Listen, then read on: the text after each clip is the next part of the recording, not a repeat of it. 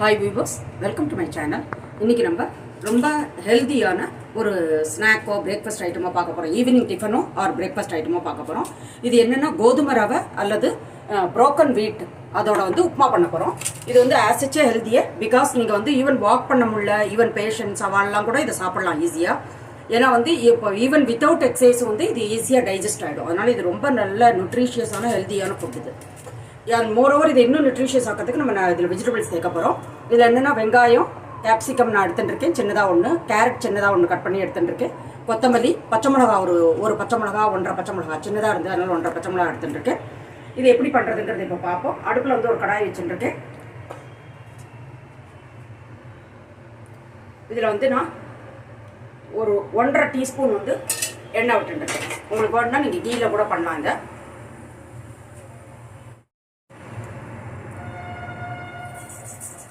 இதில் எண்ணெயில் 1/2 டீஸ்பூன் கடுகு போட்டிருக்கேன். அதே சின்ன ஸ்பூனால் 1 ஸ்பூன் கடலைப்பருப்பு போட்டிருக்கேன், 1 ஸ்பூன் உளுத்தம்பருப்பு போட்டிருக்கேன். இதில் நான் 2 டீஸ்பூன் கிரவுண்ட்நட்ஸ் போட்டிருக்கேன், நிலக்கடலை போட்டிருக்கேன்.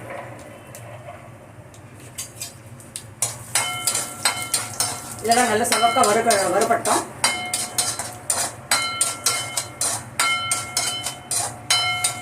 உங்களுக்கு வேணும்னா நீங்கள் நிலக்கடலைக்கு பதிலாக முந்திரி பருப்பு கூட போடலாம். உங்களுக்கு என்ன வெஜிடபிள்ஸ் வேணுமோ அது எல்லாத்தையுமே நீங்கள் இதில் ஆட் பண்ணிக்கலாம். எது வேணுங்க, தக்காளி ஆட் பண்ணிக்கலாம், எந்த வெஜிடபிள் வேணால் ஆட் பண்ணிக்கலாம் உங்களோட லைக்கு.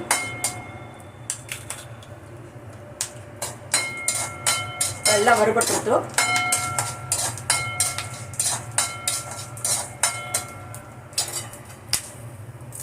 இதில் வெங்காயத்தை போட்டுக்கிறேன். சின்ன சைஸில் உள்ள ஒரு பெரிய வெங்காயத்தை கட் பண்ணி போட்டுருக்கேன். என்ன அடுத்துட்டு இருக்கிறது 1/2 கப்பு, அதாவது ஒரு 100 கிராம் இருக்கும்.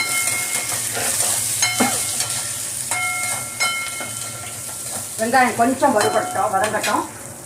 இதில் பேருக்கு கொஞ்சமாக துளி சால்ட் போட்டிருக்கேன், ஈஸியாக சீக்கிரமாக வேகிறதுக்காக. இப்போ வெங்காயம் ஓரளவு வதங்கி எடுத்து ஒரு 3-4 மினிட்ஸ் வதக்கினேன்.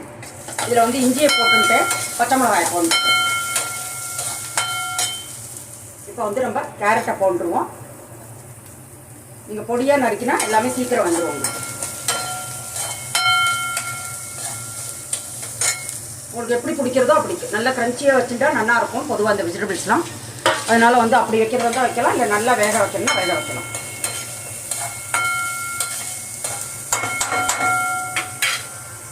இதில் கொஞ்சமாக பெருங்காயம் போட்டுருக்கேன்.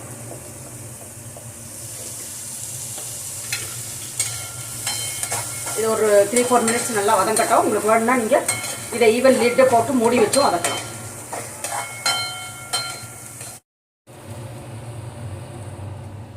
இப்போ கேரட்டும் கேப்சிகமும் ஒரு 90-95% வெந்துருது. இதுக்கு தேவையான உப்பை போட்டுறேன். நான் மொத்தமாக 1/2 டீஸ்பூன் உப்பு போட்டிருக்கேன். அதுக்கு மேலே தேவையில்லை. அதுக்கு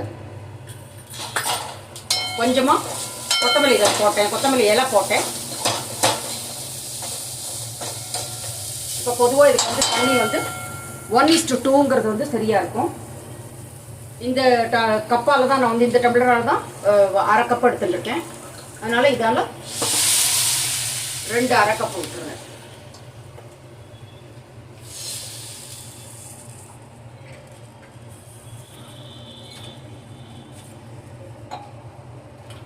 இப்போ இந்த தண்ணி நல்லா கொதிக்கட்டும். ஏன்னா அந்த தண்ணி கொஞ்சம் கொதிக்கிறப்பையும் நம்மளோட காய்கறிகள் என்னென்ன வெஜிடபிள்ஸ் போட்டிருக்கோமோ அது வேகும்.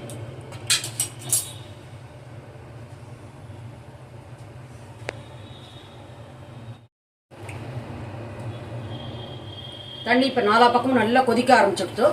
நல்லா கொதிக்க ஆரம்பிச்சோன்னா சிம்மில் வச்சுட்டுருணும். இதை நல்லா 2 தடவை கலரி விட்டுட்டு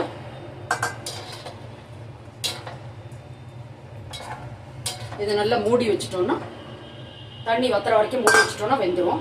இதெல்லாம் பொதுவாக இந்த உப்புமாக்கெல்லாம் நம்ம தண்ணி விட்டு வேக விடுறப்ப என்ன பண்ணோம், இந்த தண்ணி எல்லாம் முடிஞ்சு நம்ம உப்புமாவை போடுறதுக்கு முன்னாடி இந்த தண்ணியை நீங்கள் துளியோண்டு டேஸ்ட் பண்ணி பார்த்தா வெறும் ஒரு துளியோண்டு உப்பு கூட இருக்கிற மாதிரி தோணும் அந்த தண்ணியை டேஸ்ட் பண்ணால். அப்போ நீங்கள் போட்ட உப்பு கரெக்டாக இருக்குன்னு அர்த்தம். ரொம்ப ஜாஸ்தி இருக்கக்கூடாது, ஒரு ரொம்ப வெரி ஸ்லைட்டாக அப்படியே வந்து கூட இருக்கணும் துளி, அப்போ சரியாக இருக்கும் அது.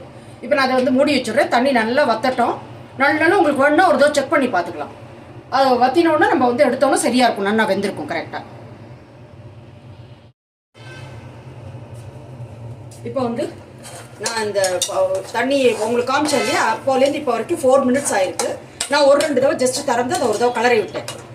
ஏதாவது கட்டி தட்டாமல் இருக்கணும், லம்ஸ் வராமல் இருக்கணுங்கிறதுக்காக ஒரு 2 தடவை கலரி விட்டேன். இப்போ வந்து உங்களுக்கு பார்த்தீங்கன்னா தெரியும் இது ஆயிடுது. இப்போ வந்து என்ன பண்ணுறோம், இந்த நம்ம இது புரோக்கன் வீட், அதாவது இந்த நம்ம கோதுமை ரவையாக இருக்கிறதுனால இன்னும் கொஞ்சம் வந்து அதாவது உள்ளூர் அது வெந்ததுன்னா நல்லாயிருக்கும். அதனால நான் என்ன பண்ணுறேன், இப்போ வந்து இது ஆயிடுத்து.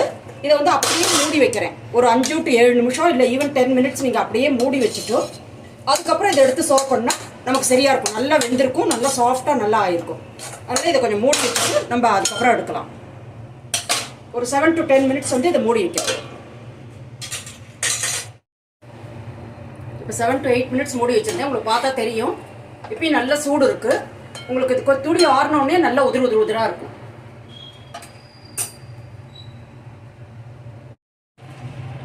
இப்போ நம்மளோட டேஸ்டியான ஹெல்த்தியான நியூட்ரிஷியஸான நம்மளோட புரோக்கன் வீட், அதாவது கோதுமை ரவை உப்புமா வந்து ரெடி ஆகிடுது.